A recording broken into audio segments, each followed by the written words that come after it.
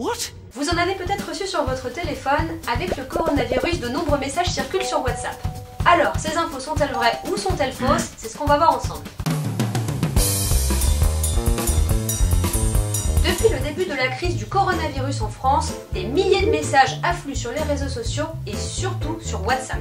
Et on trouve de tout, couvre-feu dans tout le pays, intervention de l'armée, la panique dans les hôpitaux, bref, ce genre de messages circulent en masse et ils sont souvent très angoissants. Il peut s'agir de textes ou d'enregistrements vidéo, souvent transférés sous forme de chaînes, et ils sont immédiatement relayés.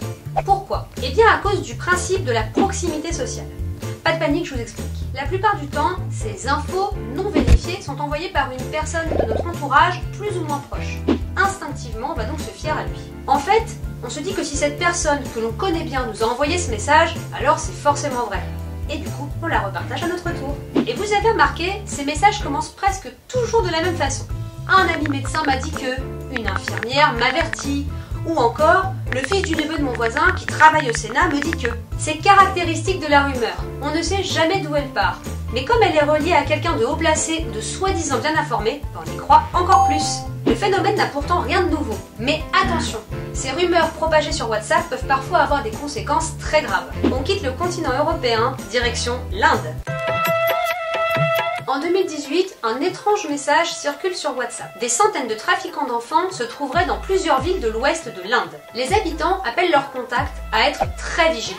Sauf que ce message, sur des soi-disant ravisseurs d'enfants, a provoqué une folie collective. Et on assiste à des scènes surréalistes dans la rue. Plusieurs personnes sont prises à partie par la foule et tabassées à mort.